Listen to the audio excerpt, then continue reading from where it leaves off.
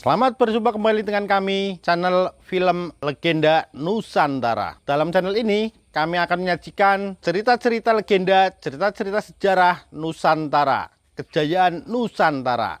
Semoga kita semua akan menyadari bahwa negara kita, Nusantara, adalah negara yang sangat luar biasa. Salam NKRI. Kidung Senja di Mataram bagian 38. Dua orang yang berpakaian petani itu nampak kelelahan ketika memasuki warung Pak Jio. Mereka duduk di atas bangku panjang dan memesan wedang teh.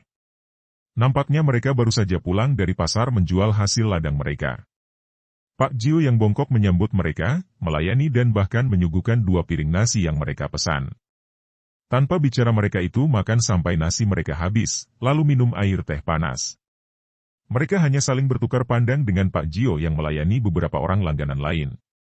Setelah para tamu lainnya pergi meninggalkan warung dan hanya 2 orang itu saja yang tinggal, Pak Jio yang mengelap meja membersihkan bekas teh tumpah di sudut yang lain, berbisik, "Ada kabar apa?" Seorang di antara mereka, setelah melihat ke kanan kiri dan yakin bahwa tidak ada orang lain mendengar, berbisik kembali, "Raden Nurseta menggantikan Ki Sinduening. Bersama pengawalnya dia kini sudah berada di luar Ponorogo. Malam nanti akan masuk ke sini. Bersiaplah menyambutnya." Pak Jio mengangguk-angguk dan kedua orang itu lalu pergi meninggalkan warung. Mereka adalah mata-mata Mataram yang diutus oleh Nurseta untuk menghubungi Pak Jio. Sebelum gelap, dia tidak berani lancang memasuki Ponorogo.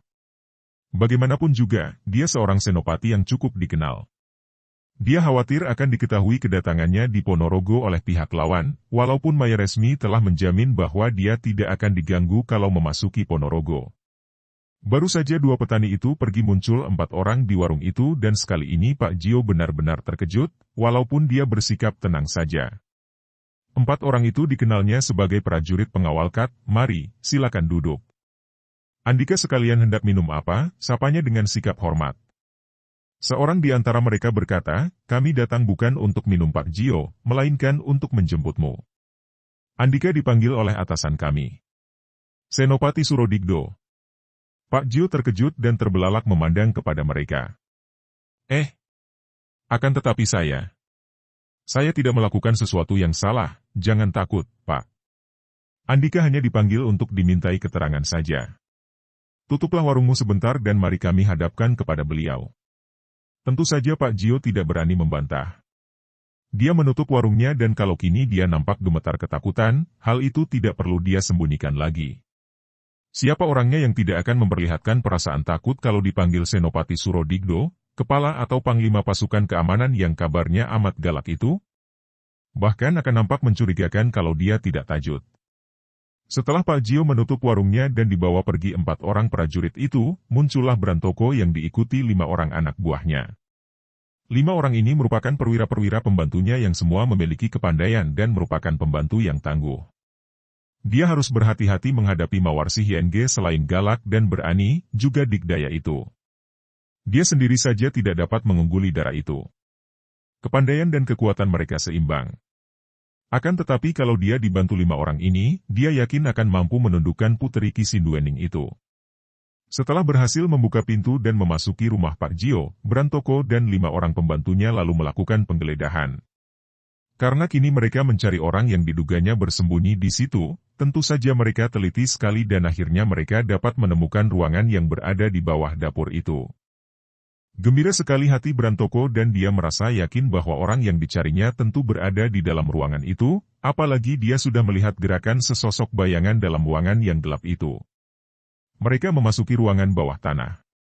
Orang yang berada di tempat persembunyian itu menyerah tanpa perlawanan. Akan tetapi betapa kecewanya hati Brantoko ketika mendapat kenyataan bahwa orang itu adalah seorang laki-laki tinggi kurus yang usianya sudah 50 tahun, sama sekali bukan Joko Lawu yang dicarinya.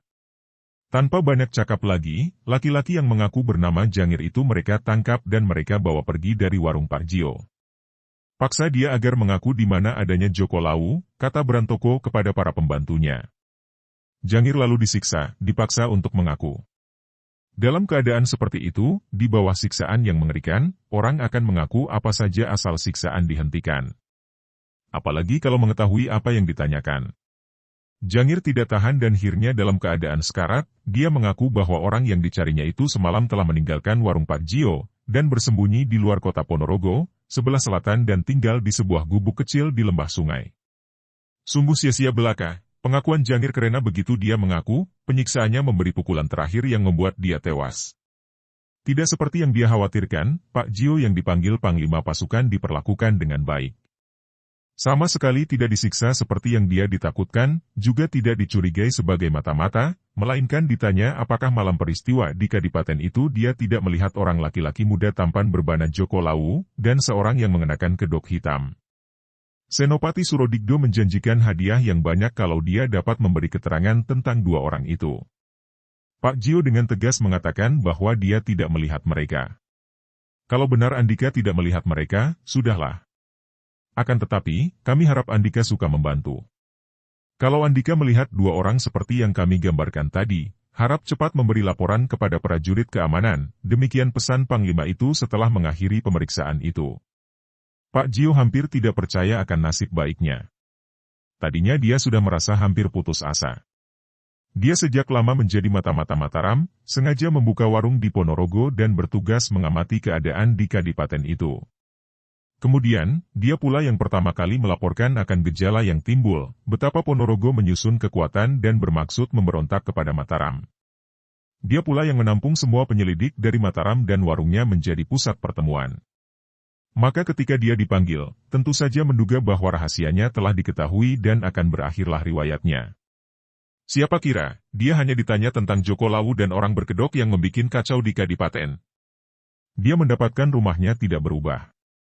Akan tetapi ketika dia melongok ke dalam ruangan bawah tanah, dia terkejut dan cepat dia masuk ke dalamnya, meneliti bekas-bekas di tempat itu.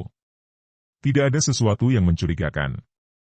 Tidak ada tanda bekas perkelahian atau sebagainya. Padahal ketika dia pergi, di situ terdapat si Jangir, seorang mata-mata yang datang malam tadi. Bahkan Jangir yang mengantar Joko Lawu keluar dari Ponorogo mencari tempat persembunyian lain di luar kota agar dia dapat leluasa bergerak.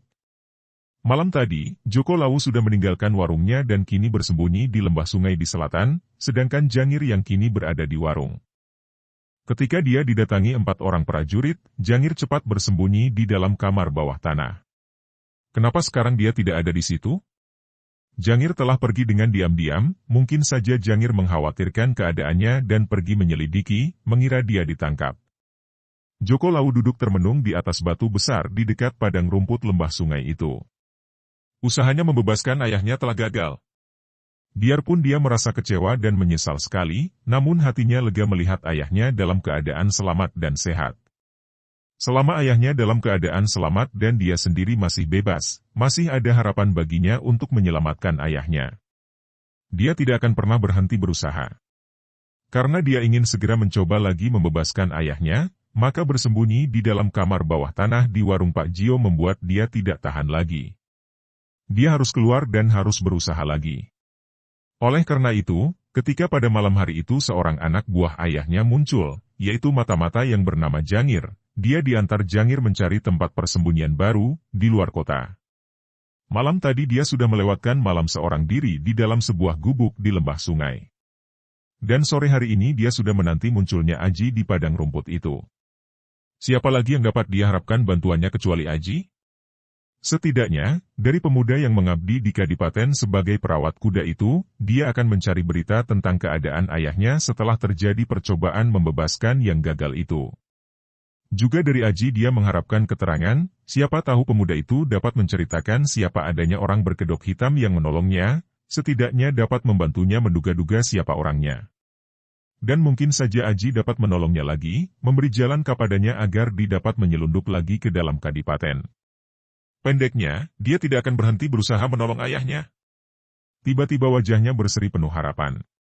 Dia mendengar derap kaki kuda. Siapa lagi kalau bukan Aji yang datang bersama kuda-kuda yang digembalanya?